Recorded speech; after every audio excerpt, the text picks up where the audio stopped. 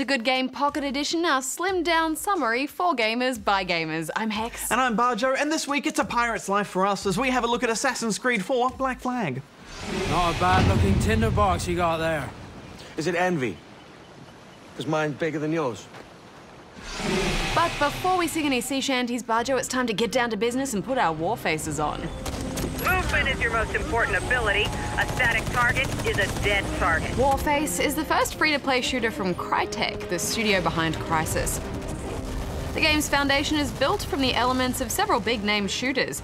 There's the on-the-fly weapon modding from Crysis, character classes like snipers and medics which are reminiscent of Battlefield, plus they've kept the action confined to smaller maps that give it a Call of Duty vibe. And I thought all these elements gelled together quite well, Barjo. Yeah, I was initially put off by the lack of local servers, and it is a pretty big download for a browser game. But once you get into it, it's pretty solid. Bomb planted. As well as all the usual multiplayer modes, there are some more interesting options too, such as Storm. It puts one team on offense, pushing forward as they attempt to capture 3 points on the map. Good job. As you'd expect, microtransactions are woven through the entire game. In terms of what you can earn through playing, you have cash, which you can get from multiplayer. You can also fork over real money for credits with a K, and revive coins, which you can then spend on reviving yourself in co-op without a medic. Personally, I prefer the sci-fi style of Tribes, but for military fans looking for a free shooter, this is a solid option, so I gave it 7. I gave it 7 as well. Next up, Sonic is back. Sonic Lost World sees our favourite hedgehog taking cues from Super Mario Galaxy, with little mini planets that he can run around. Sonic has never looked better, as he blazes through these worlds at a buttery 60 frames per second. And we get to see a lot of creative new locations. The game also jumps between new 3D zones, as well as the classic 2D perspective. I'm a big fan of Sonic, Hex, but I didn't really like him much here. In fact, I think they're turning him into a bit of a jerk. Hey, I've been looking for you, Baldy McNosehair. Who are your friends?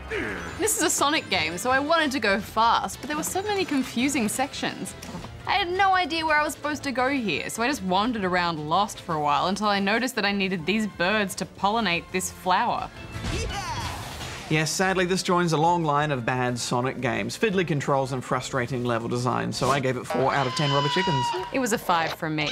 Now we go from Sonic's Lost World to Lost Boys in the Aussie Outback. Wow. Everything's different. I don't remember any of this. Nowhere Boys, The Fifth Boy is a free-to-play browser game that ties into the teen drama series on ABC3.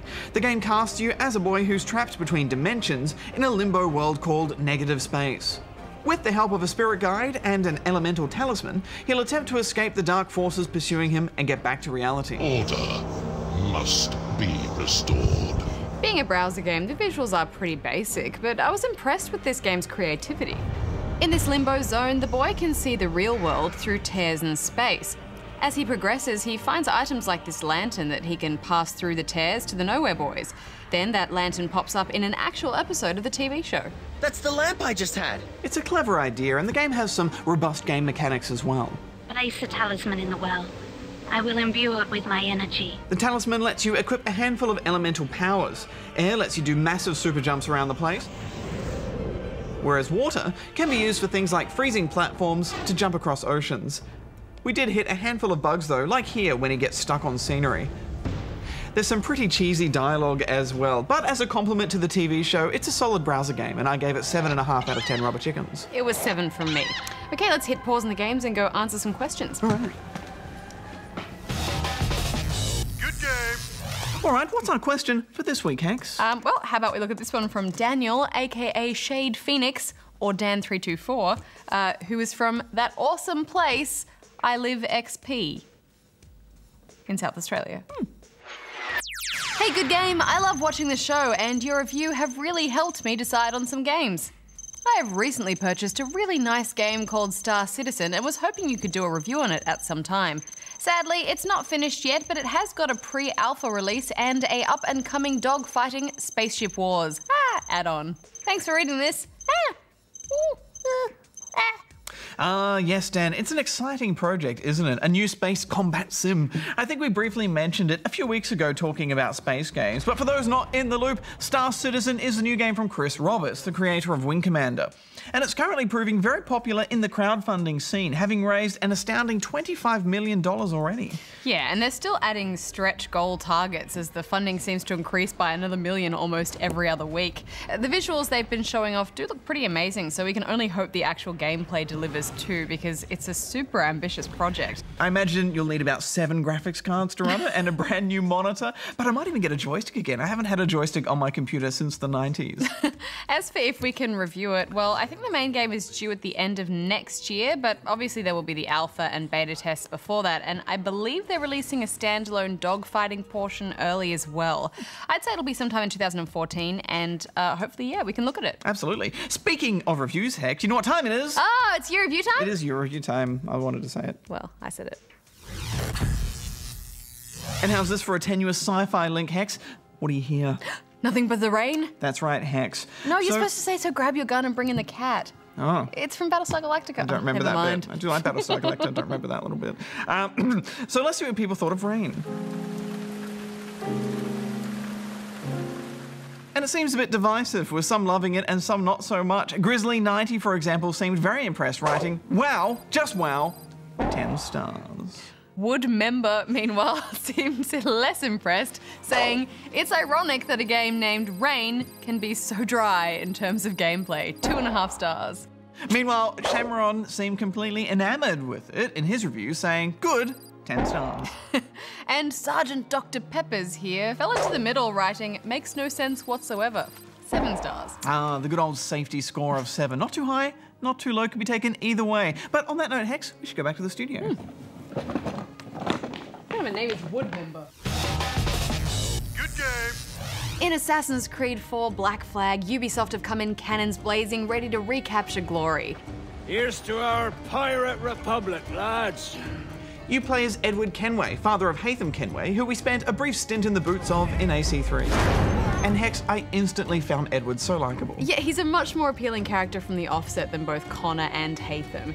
He's brash, arrogant, and cavalier, all qualities I've really missed since young Ezio. Those who oppose, whimper nay. After attempting to make an honest living on the high seas, Edward falls into piracy, chasing gold and glory. He has a run-in with an assassin and spies an opportunity to make a quick buck. So he assumes his identity to deliver a mystical artifact to the Templars and snatch the payment. Thus, Edward becomes embroiled in the Assassin-Templar War. Kings will fall, clergy will cower, and the hearts and minds of the world will be ours. A considerable portion of the game is comprised of your seafaring adventures as you seek out enemy ships to fight, board, and plunder. I just loved pulling out my spyglass and squinting at shapes on the horizon, identifying ships that I could annihilate and harvest their cargo. Yeah, but it's also hilarious when you spy a ship and you're like, all right, let's take this sucker on, but then you see it's like some massive man of war with like a trillion rows of guns, and you're like, lol, nope, turn around, quickly, let's get out of here. These battles are probably one of my favorite parts of the game, Barjo. You can do a zillion of them and they never get old. After a successful ship battle, if you're careful not to sink the ship entirely, you can then begin boarding. It's the full pirate fantasy in action. Assassin's games are known for their endless checklists of secrets, collectibles, and side quests for you to complete, but I felt like this time, although the sheer volume can be overwhelming, you really do feel compelled to seek them out. The treasure maps in particular are classic, as you have to match up coordinates with a drawing of the location, and of course X marks the spot.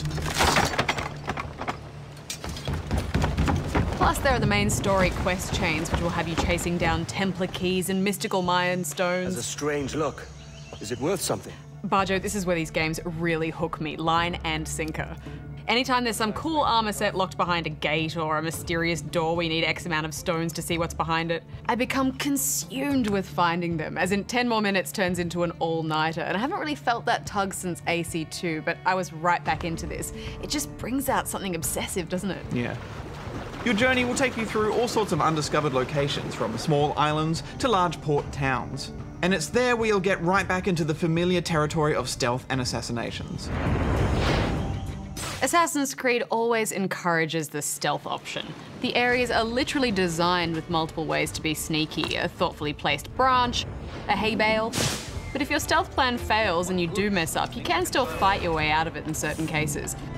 I haven't really enjoyed the combat in the Assassin's games as much as I wanted to, and I feel like now that they haven't evolved that further, it's just starting to feel a bit dated. The only time I really felt like the combat suffered was in those close quarters fights in the deck of a ship. It just doesn't quite work, does it? Yeah, I had no idea what was going on half the time. It was all over the place. Hunting is still a major part of money gain and crafting. You can seek out everything from deer to crocodiles. Multiplayer also makes a return with its signature cat and mouse gameplay. Not much new to talk about there. It's a shame they didn't introduce some sort of multiplayer ship combat. That felt like a wasted opportunity to me. You know, every time I feel like I'm falling out of love with this franchise, they reel me back in, Badge. What can I say? I'm a fan. It's a sequel all 8 Ubisoft studios should be proud of, so I gave it 9.5 out of 10 rubber chickens. Except for the fiddly swordplay, I loved it too. The ocean landscape and the ship-to-ship combat is so well crafted. I gave it 8 out of 10 rubber chickens. Good game. Well, that's all the time we have for Pocket this week, but don't forget you can catch regular episodes of Good Game Tuesday nights, 8:30 p.m. on ABC2.